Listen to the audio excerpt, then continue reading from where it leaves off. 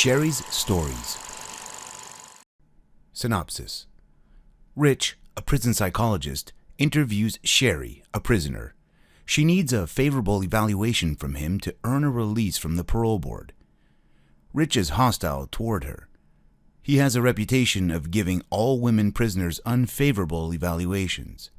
Rich tries to get her to tell him why she murdered her brother-in-law, Sebastian.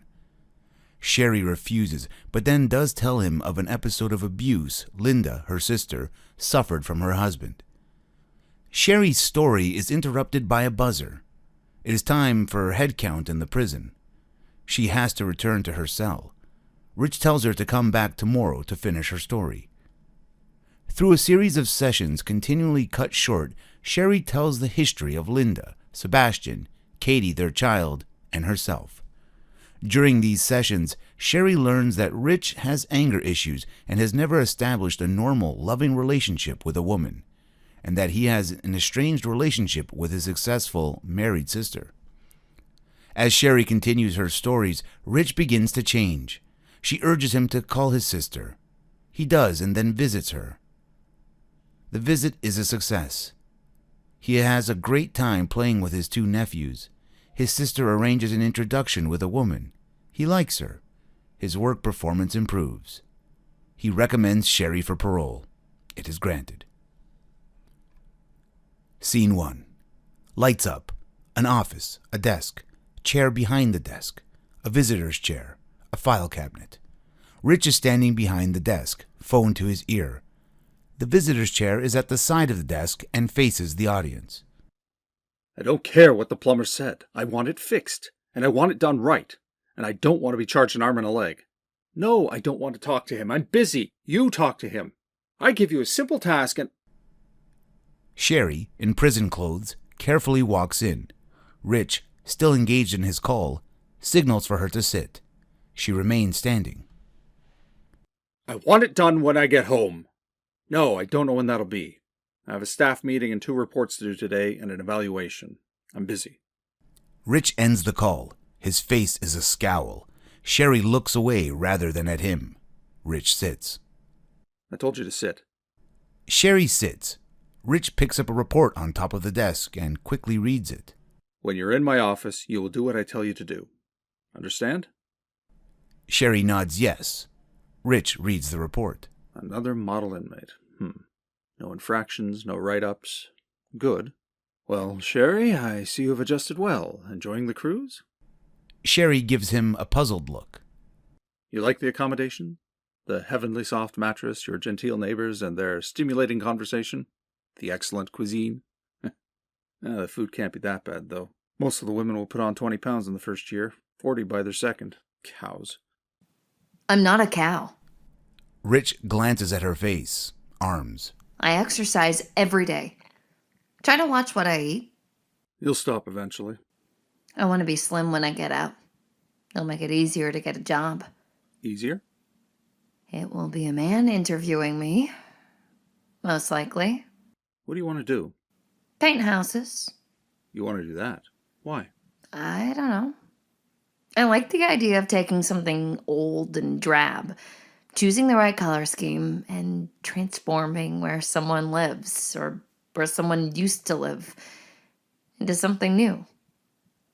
Making the house look refreshed, full of light and hope. Making people live a little happier, if only for a day. Do you have any experience painting?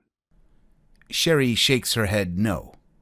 I can just see you on a 32-foot extension ladder.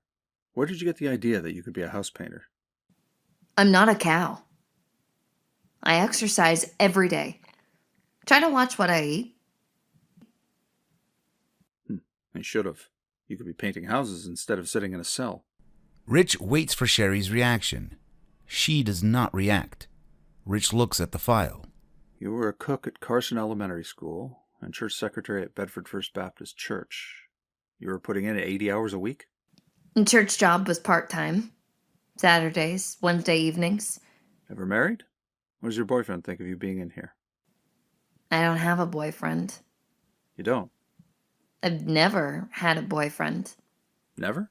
No. Why not? I wasn't the pretty one. Well, surely there was someone who found you attractive. No. Rich waits for more. There isn't going to be more. What about the guy you murdered? What about him? You killed your brother-in-law. Was there something going on? No. Look, I explained all that at the trial. I don't want to talk about it anymore. Talk about it. Sherry looks away. Am I boring you? Don't forget where you are. You're up for a parole board hearing next month. If you want an early release, you'll need a good evaluation. Will I get one? Depends on you. Does it? It's all on me? Yes. Now, looking at your case. Sonia, Maria Santiago, Anna, Josefina, Cassie, Twyla. You gave them bad evaluations. They're still serving time. They're good people. Model prisoners. They should have been. Who told you this? They warned me. They said, Mr. Prince will cut you no slack. Really? You couldn't give any of them a good write-up. They weren't ready for release. None of them? Rich does not respond. I know these women. They told me about you. What did they tell you? They said, you already had your mind made up. The evaluation was a waste of time. Do you have a degree in psychology? No, Then don't tell me how to do my job. I didn't go to college. That was for other people. Let me guess. High school was hard enough. No, not that. It was just bad luck. And the hard knocks. School of Hard Knocks. The School of Hard Knocks tell you it's okay to kill your sister's husband? And then you tell me I should be more fair? How fair were you to him? It wasn't a question of fairness. What was it then? An accident. In a way. You accidentally killed him. Yeah, I've heard that one before. At least 100 times. It happened so quick. His legs jerked, twitched for like 2-3 seconds. You think he's dead, but you don't want to know it. But he's there. Right there. Dead like any animal. A squirrel run over, a deer dead for days on the side of the road. And you know, he's not coming back. Ever. Don't bother to call the ambulance. The EMTs can't do a thing for him. He's just a body. A thing that used to be alive. My sister's misery is over. A week later, you wake up in the middle of the night and you can see his face. Barely see it. Before he died. The way he looked at you with all that hate. You turn your head into the pillow and you hear yourself breathing, and you know Sebastian stopped breathing that night. Forever. Beat. So you regret what you did. You want me to apologize for my crime? Is that it? Is that what I have to do? Well, it would be a step in the right direction. I've tried that before.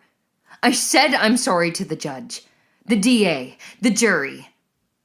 3 women, 9 men.